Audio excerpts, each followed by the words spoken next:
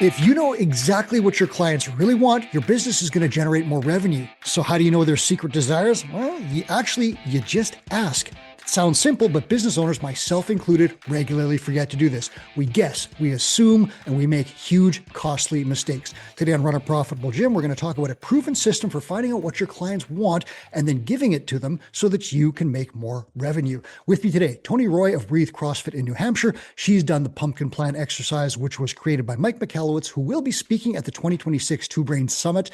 Get your tickets via the link in the show notes. This is sometimes called the Seed Clients exercise inside Two Brain. Toni, welcome. How are you today?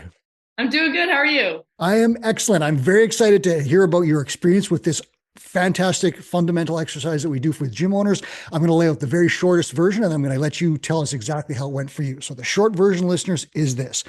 List the clients who make you the happiest. Make another list of the clients who pay you the most money. Circle the names that appear on both lists. Those are your best clients. Take them out for coffee. At those coffee meetings, you're going to ask them 3 questions. What led you to my gym in the first place? That tells you what to do with marketing to find more people just like them. What did you try in the past that you didn't like? That tells you what they're not into and also where people like them are hanging out right now and might be interested in jumping to you. Next, what's your greatest challenge outside my gym? This shows you how you can create more value and, offer them more services. If they all say, I'm training for a race, maybe you start a running group, something like that. So these, again, it's a mistake to sit there and list these questions out like you're reading off a cue card. You're going to have a conversation, but you're kind of going to work them into the conversation. You're going to take some notes when they're gone, and then you're going to use this to improve your business. So, Toni, for you, when you first did the pumpkin plan exercise, how did you do it? Did you follow that plan or vary it a little bit? Yeah, so we varied it a little bit. Mm-hmm. We did exactly what you said, that we wrote down the top 10 clients that they're the one that they come in the door, they smile, Yeah. they make you happy. Those are the people that you want to kind of replicate in your gym. Mm-hmm. And then we also did the top 10 clients who essentially pay us the most money. So Mm-hmm. things like personal training. And then you find the overlap. The first couple of times that we did this, either there wasn't essentially overlap in we bought the business. Mm-hmm. So kind of shifting cultures, just different, nothing wrong. Just kind of finding what we like. We ended up kind of not having any overlap. So kind of just making adjustments. Interesting. Yeah, doing it Okay. again and again, and kind of it takes a long time to kind of figure things out. Mm-hmm. So I guess what we kind of came up with is, since the clients who pay us the most tend to be personal training, and the Mm-hmm. ones who bring us the most joy tend to be group classes, presumably because that's who we see the most. We're Breathe CrossFit, so we're obviously passionate about CrossFit.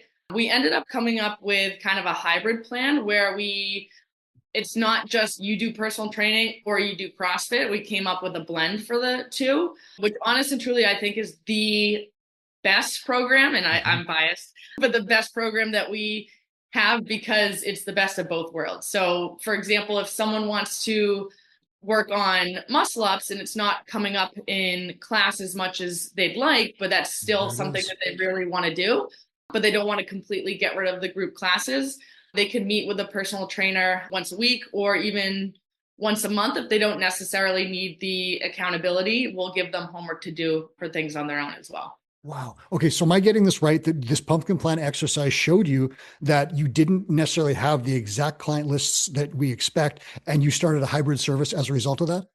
Correct. Yeah. Wow. So that's cool because hybrid services are huge ARM boosters. So by doing Yeah. the exercise and finding an interesting wrinkle, and that makes perfect sense. Like I hadn't thought of this before, but it makes perfect sense. Your PT clients are going to be very high value clients because obviously it's a higher value service. But some of your group clients just might by accident be the shining stars of the gym who thrive in that group setting and just come in with batteries included in the whole deal. And you might not have that overlap, but you saw that and then created a whole new service and a revenue stream that A, gets them the results they want by giving them more, and B, makes you more money. Yeah, exactly. We Oh, cool. we made the mistake in the beginning where you want to kind of do everything that you're seeing. Like you want to start all these different programs. Like you hear High Rocks, you hear boot camp, kids class, like Mhm. all these things. And we felt like we were doing a bunch of different things and not really good at anything. So we Mhm. kind of cut things down and said, we do personal training, we do CrossFit, and we do Yeah. nutrition. Yep. And then we ended up kind of blending all of them. And that's truly what we think is the best membership Mhm. is doing all three, essentially nutrition, CrossFit, and personal training. And that makes sense because this is not a member survey, right? We've all, many of us have tried this and it goes really badly because the business is not a democracy. Like you're trying to serve your clients and give them what they want, but you can't have 150 or 200 people making decisions for you as the CEO. You have to make those decisions. So this is not a member survey, but it is a way to identify what people want. It's so interesting because I hadn't run into someone who's had it go like you. Usually people are like, oh, these people obviously are the seed clients and they go from there. You had a completely different experience, but it allowed you to tailor the offerings in your business to reflect what you saw in the exercise. So I think that's just such a cool thing. And it really shows how this exercise can work in a number of different ways. So I would encourage you listeners to try this one and see what happens. If you don't find those names, why aren't you finding them on the same list? That's going to be a really, really interesting question. The answer will probably help you make a much better business.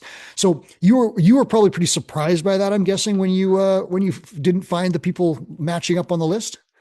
Yeah, and I would say like the big thing is like the ones who bring you the most joy are the ones that you want to replicate, and those are your seeds that you want to Yeah. water, take care of, and watch them grow, like the pumpkin plan. It's just figuring out what they like, and most of the time they know what they like, and every now and then they don't, but they know, and they'll tell you if you just ask. And then that will help you to determine like how you should go with your business rather than you trying to come up with the ideas. Is you serve the clients that are already in front of you. Yeah. And the mistake that I made was I created one time, this was in like 2012 or something when the CrossFit games were really spinning up. And I decided, oh, I'll make this 3-tier competitor stream for all these people who want to do these competitions. And I had like, I don't know, 8 of them. They didn't really care. Like whatever I made up was not what they wanted. And if I had have asked them specifically, these questions, I would have gotten much more info that would have allowed me to create the right program. Ultimately, competitive stuff was not a good fit for my gym. I probably would have found that out too, because I bet a lot of my best clients would have said, I'm not interested in that at all. What I really want to learn is muscle ups. And then I could have done a hybrid program like you. So Yeah. if I had done this exercise before I started whimsically throwing stuff against the wall, it would have had a much better different result for me. So have you done Yeah. this exercise more than once? I've done it a couple of times. Yeah.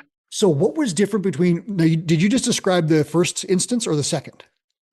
I'd say the first time, like there was no overlap. Like if Yep. we did kind of 10 joy, 10 top paying, there was zero overlap. And then a couple months later, we did it again. And there was, of the 10, like let's say there was maybe 2 for overlap. So you could see that it was getting better. Yeah. But if I'm being honest, I haven't done it in a while and I have Hmm. thought about doing it again. But Hmm.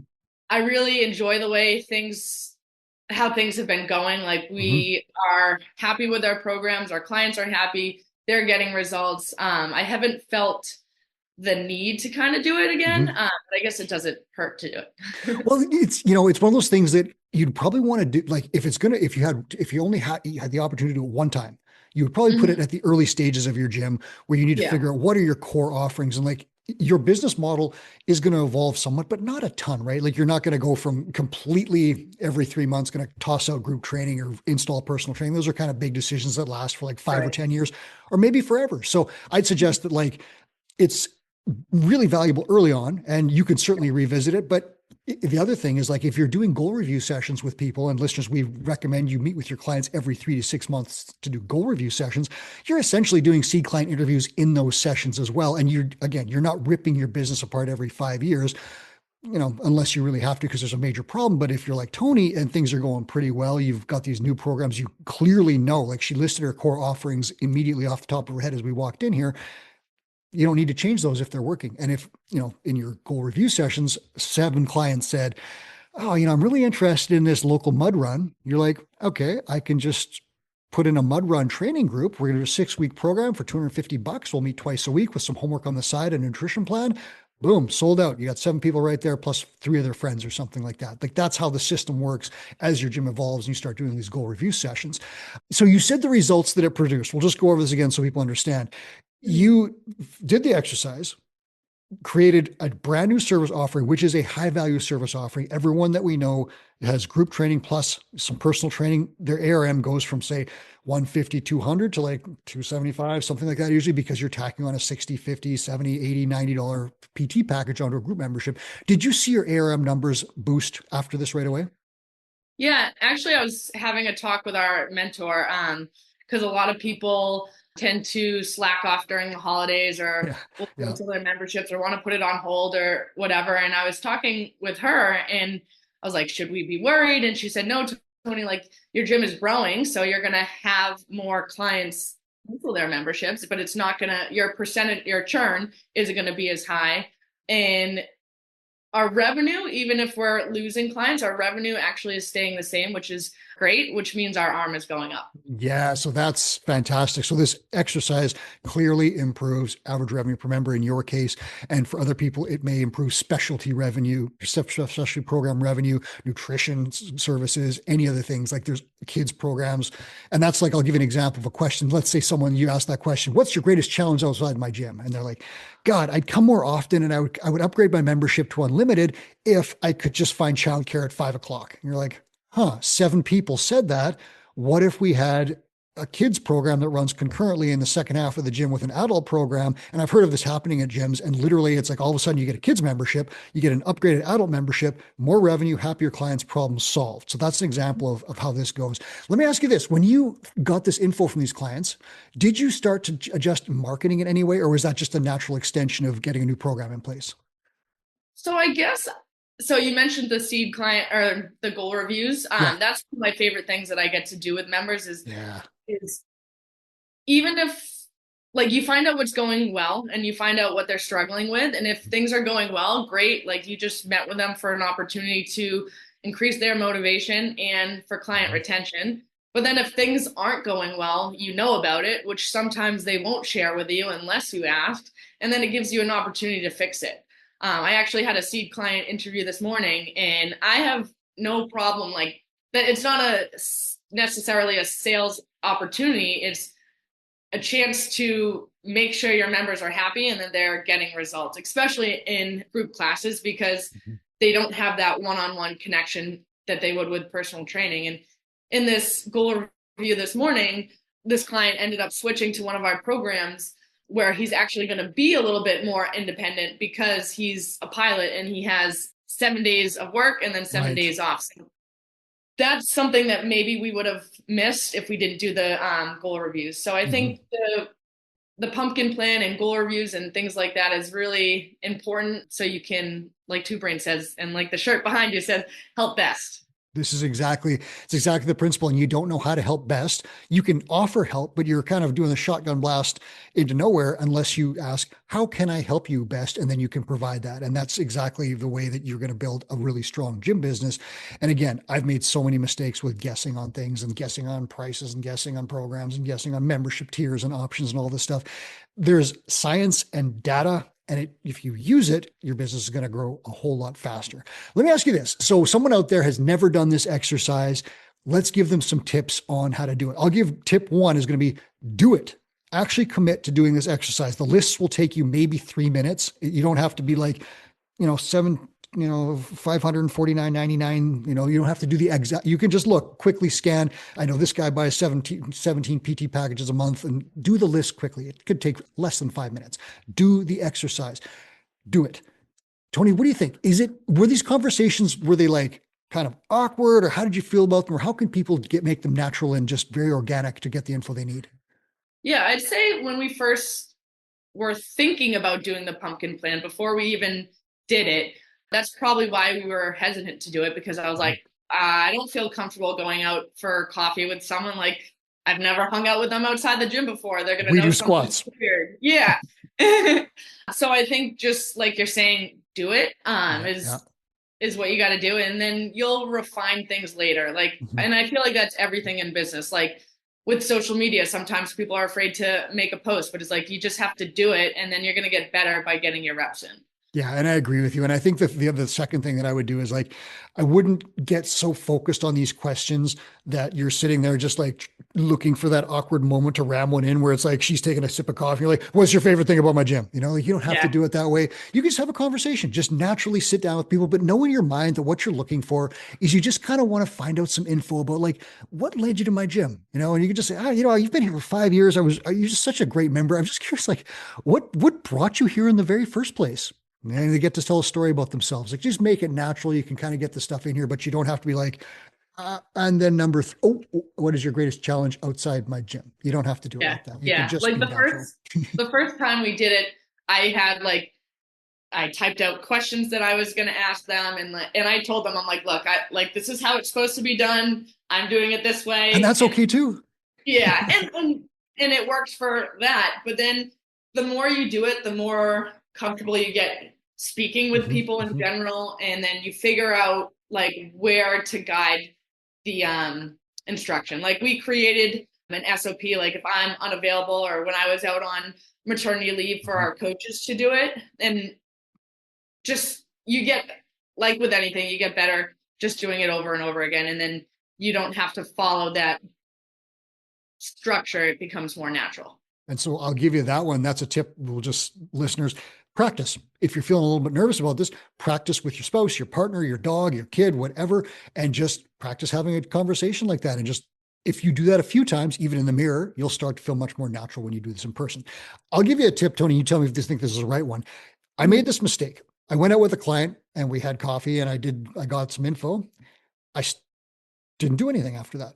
My advice here, my tip would be to take action on what you see with the help of a mentor. So if you sit down and you hear some interesting stuff, hey, mentor, I just went out for coffee with 5 clients. This is what they told me. You could even just feed the stuff into ChatGPT, have it to spit out a bullet pointed summary. Here is what I learned. What do we do? What do we do now? Now, what do you think of that Mm-hmm. one? Yeah, I think that's great. I think a lot of times I'll have maybe like an idea, but I don't really know where to go with it. I choose to meet with my mentor weekly. Do you? Ah. Yeah, yeah. We used to meet monthly, and then same thing with clients. Sometimes you don't want to wait that long, Mhm. and I like the additional accountability. Even if I have learned and know what to do, it's still great to bounce ideas off of someone who's kind of been through it. So we meet with our mentor weekly, and if something comes up, I kind of jot down like this is what I want to do, and she might kind of either say yes, that's a great idea, or that's great, but you should also do this instead. Ooh, I like that. I'm going to ask, who is your mentor and what was the last big thing you accomplished as a result of those conversations? Joanne is our mentor. Yeah. She's awesome. She's running for mayor as well. Vote Joanne for mayor. Right? Oh, Joanne. So since I just had a baby, I have been going to the hospital, and they have like support groups that I've been going to, and I really want to help these people as well. We've had a diapers and dumbbell program that is good, but it's hard to get moms who just had a baby to commit to kind of, to be honest, anything like 6 weeks. It's a busy Hard. time, right? Yeah, yeah. So I kind of had talked to her like, what can I do since the hospital has really helped me with my postpartum mental Mhm, health and things mhm. like that. I do have my baby with me. Actually, she heard me talking about. Oh, there you go. Push the stroller. I love it. Yeah, exactly. So we kind of came up with an idea of how to how to help moms bring them into our gym. So actually, starting this Friday, we're going to be doing a moms group where moms come in. First 30 minutes is just arriving because it's Mhm. sometimes hard to show Yeah, up to things on time being a yeah, mom. yeah, yeah. Then the next 30 minutes is going to be either like a guest speaker, like we have a pelvic floor therapist coming in. And then the last 30 minutes is going to be an optional workout. So that's kind of an idea that we worked through together, Mhm. that even though I'm going to be giving my time up an hour and a half every week, I still get something out of it. It's also helping me with my postpartum recovery. My Mhm. baby gets to come to work with me. It helps other moms. And then, like, hopefully, when they are ready for fitness, that they already are in an environment that they feel comfortable with. And I think I would rather spend time doing that than spend money on Facebook ads and Google ads and things like that. That I would rather give my time and help someone than kind of just throw my money and hope for the best. Yeah. And like, really, like you just laid out essentially like, you've got a referral funnel in the way making there where like moms know other moms. If you have a great program, they're going to tell other moms, and there's always, they have connections and family members. So every new person that comes into your gym becomes a source of referrals. And, we technically tell people work that referral funnel before you get to paid ads, because it's cheaper and easier. It just takes your time and effort to talk to people you already know, and they're going to refer the warmest leads you can ever get rather than throwing $500 at Facebook and hoping for a cold lead. You can do both. And we recommend that gym owners run 4 funnels at a time, but that referral funnel is just, that's the one. If you're going to do one funnel, that's the one to crush. So I'm going to let you go and deal with your baby, because I think you've got mom duties coming up here, but I want to thank you so much for sharing your experience with the pumpkin plan. Listeners, I'd encourage you to do this exercise, because you saw here, Toni did it, increased her ARM because she discovered a great way to make her clients happy. Thanks, Toni.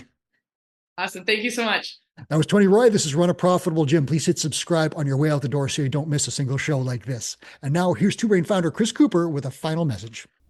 Hey, it's Two Brain founder Chris Cooper with a quick note. We created the Gym Owners United Facebook group to help you run a profitable gym. Thousands of gym owners just like you have already joined. In the group, we share sound advice about the business of fitness every day. I answer questions, I run free webinars, and I give away all kinds of great resources to help you grow your gym. I'd love to have you in that group.